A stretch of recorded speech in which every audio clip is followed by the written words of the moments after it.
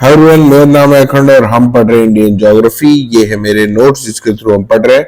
अभी तक हम 66 चैप्टर्स कंप्लीट कर चुके हैं और ये है चैप्टर नंबर 67। ओके, तो ये है एनर्जी के बारे में बहुत ही छोटा सा ग्लिम्स है कि एनर्जी को हमने इंडिया में क्लासिफाई कैसे किया। वैसे वर्ल्ड में भी ऐसे ही थोड़ा क्लासिफिकेशन चलता है एनर्जी का, तो इसको हम देख लेते हैं क्विकली।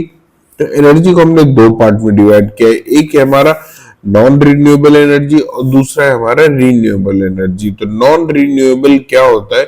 जो कि हम दोबारा से रिप्लेनिश नहीं कर पाए, यानी कि कोयला है, जल गया तो जल गया, अब दोबारा उस कोयले का हम कुछ नहीं कर सकते, वो बन गई राख। अब उस राख का कुछ नहीं हो सकता। जैसे हमारा पेट्रोल जल गया तो जल गया, नेचुरल गैस, न्यूक्लियर मटेरियल तो जल गए तो जल गए, अब इनको हम दोबारा नहीं यूज कर सकते। तो ये हमारे बहुत ही ज्यादा पॉल्यूटिंग होते हैं, प्लस हम दोबारा यूज नहीं कर सकते। नेक्स्ट है हमारे रिन्यूएबल। रिन्यूएबल ये है कि हम बार बार यूज कर सकते हैं। ऐसा नहीं कि एक बार हाइड्रो इलेक्ट्रिसिटी ने बना ली उस पानी से तो दोबारा वो पानी मना कर देगा। नहीं, अब मैं नहीं बनाऊंगा। तुम बना सकते हो भाई, तुम आगे दूसरा डैम बनाओ, तीसरा, चौथा, पांचवा डैम बनाते जाओ। हाँ, पर ये प्रॉब्लम बहुत होती है इससे भी, अगर एक साथ कई सारे डैम बना दो। पर एक डैम जैसे बनाया है तो उससे आप प्रोड्यूस कर सकते हैं। तो अभी हम पॉल्यूशन नॉन पॉल्यूशन पे नहीं जाएंगे, अभी हम इस पे जाएंगे कि रिन्यूएबल है कि नहीं। ठीक है, नेक्स्ट हमारा सोलर एनर्जी। अब ऐसा नहीं कि धूप से आपने एनर्जी बना ली तो धूप खत्म हो जाएगी। ठीक है, ये हवा, अगर हवा से आपने पंखुड़ी घुमा ली तो अगली पंखुड़ी नहीं घूमेगी। टाइडल एनर्जी, ये भी बहुत कम यूज होता है इंडिया में, इसका तो मानो थोड़ा बहुत यूज शुरू भी है। टाइडल एनर्जी कम यूज होती है। अब टाइड से कैसे बना सकते हैं भाई, वो आपने देखा नहीं है? आप यूट्यूब वीडियोस में देखिएगा, वो समुद्र के किनारे जो है, दो कंसेप्ट है इसके। एक ये होता है कि एक यहाँ पे फ्लोटर डाल देते हैं, तो वो फ्लोटर ऊपर नीचे जाते हैं, नीचे पिस्टन होता है, तो जब वेव आती है तो ऊपर जाता है, तो ये पिस्टन ऊपर चला जाता है।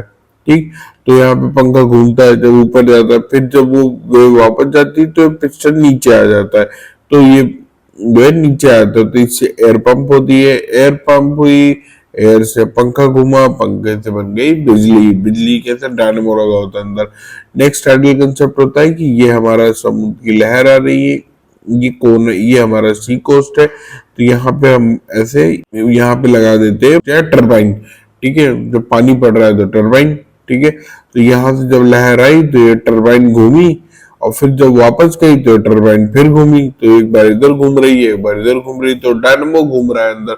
जब डायनेमो घूमेगा तो बनेगी बिजली। ओके, नेक्स्ट है हमारा जियोथर्मल। जियोथर्मल एनर्जी वो होती है जो कि अर्थ के नीचे आती है। भाई अब अर्थ को खोदते जाएंगे ना, कई जगह पे घरों में भी यूज होती है जियोथर्मल एनर्जी। क्या है? जमीन की जो हीट है उसको हम यूज करते हैं। ठीक, तो एक तो हमारा होता है OTEC यानी ओशन थर्मल एनर्जी है, जिसको हम यूज करते हैं। फिर है हमारा बायोमास। ठीक है, इससे बना सकते हैं। फिर हमारा बायोगैस, बायोडीजल, ये प्लांट से हम रीजनरेट कर रहे हैं, तो पेड़ लगाते जाएंगे बनता जाएगा। तो ये बायो वाले इसलिए क्योंकि ये चीज हम लगाते जाएंगे बनता जाएगा। बायोगैस भाई ये नहीं है जो जमीन से निकलती है, ये वो है, फिर में देखा होगा ना गोबर गैस, ये गोबर गैस वाला है।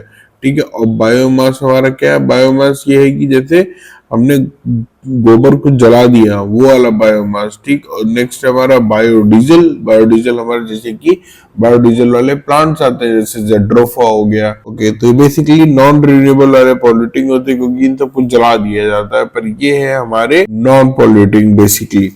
और एक क्लासिफिकेशन है जो कि कन्वेंशनल और नॉन कन्वेंशनल, ये हमने प्रीवियस चैप्टर में जाके पढ़ा था, पर अगर आप नहीं देखा तो आप वहां भी देख सकते हैं। तो अब नॉन कन्वेंशनल क्या होता है? तो नॉन कन्वेंशनल मतलब कि अभी हम यूज में नहीं लिए हुए, और कन्वेंशनल मतलब कि यूज में चल रहा है अभी, जो हमारे लिए कन्वीनियंट है। जैसे कि कोल, भाई चीजें जो आसान होती है उनको तुरंत कर ली जाती है। जैसे कोल है, अब कोल मिला, जला दिए, बिजली बन गई, खत्म। पेट्रोल जला दिए, गैस जला दिए, या हाइड्रो इलेक्ट्रिसिटी पावर प्लांट जो लगाते हैं जो कि 25 मेगावाट से बड़े हो, छोटे वाले नहीं, बड़े बड़े। ठीक है, बड़े वाले जो डैम बनाते हैं, तो ये सब कन्वेंशनल है जो कि अभी यूज पे आ रहा है। और नॉन कन्वेंशनल क्या है? देखिए, वो चीज जो कि आगे जाके हम यूज कर सकते हैं पर अभी बहुत कम यूज हो रही, वो हमारा नॉन कन्वेंशनल है। जैसे कि अभी जितनी भी लेटेस्ट टेक्नोलॉजी डेवलप हो रही है वो अभी पूरी जगह हर जगह इम्प्लीमेंट नहीं हुई है अच्छे से, तो वो हमारी आएगी नॉन कन्वेंशनल में। ठीक, टेक्नोलॉजी, फिर न्यूक्लियर। अभी न्यूक्लियर, इतना ज्यादा न्यूक्लियर पावर प्लांट्स है नहीं इंडिया में। और दूसरे small hydro electric power plants जो कि लेस देन 25 मेगावाट। अब ये दोनों बहुत अच्छे से याद रखिए, क्योंकि कन्वेंशनल नॉन कन्वेंशनल में हाइड्रो इलेक्ट्रिसिटी पावर प्लांट्स आते हैं, पर डिफ्रेंशिएट करता है हमारा 25 मेगावाट। अगर 25 मेगावाट से छोटा है तो वो अभी कहीं बहुत कम यूज हो रहा है, ठीक है, और अगर बड़ा है तो बहुत जगह यूज हो रहा है। इन दोनों में मतलब इसमें रिन्यूएबल, नॉन रिन्यूएबल और कन्वेंशनल, नॉन कन्वेंशनल में सब चीज सेम है। बस एक एक्सेप्शन ये है जो कि आपको अच्छे से याद रखना है, कि जो हमारा न्यूक्लियर है ना, ये है तो नॉन रिन्यूएबल, पर ये आता नॉन कन्वेंशनल में, ठीक है। और दूसरा हमारा है ये लार्ज हाइड्रो इलेक्ट्रिसिटी वाला, ठीक है, क्योंकि इससे पोल्यूशन तो नहीं हो रहा है, पर इसको हम रखते कन्वेंशनल में है क्योंकि हम अभी यूज कर रहे हैं। बस ये एक बेसिक सा क्लासिफिकेशन था एनर्जी का जो हमने देखा। अब हम इसके बाद देखेंगे न्यूक्लियर एनर्जी के बारे में डिटेल में। तो नेक्स्ट चैप्टर में आप बने रहिएगा मेरे साथ। कैसा लगा ये video, do tell me in the comment section. This video also please subscribe to my channel, जिससे कि अगले वीडियोस आप अच्छे से देख सके, और नोटिफिकेशन बेल भी आप प्रेस कर सकते हैं, क्योंकि जब भी मैं कोई वीडियो अपलोड करूं आप तक तुरंत पहुंच जाए। Thank you so much.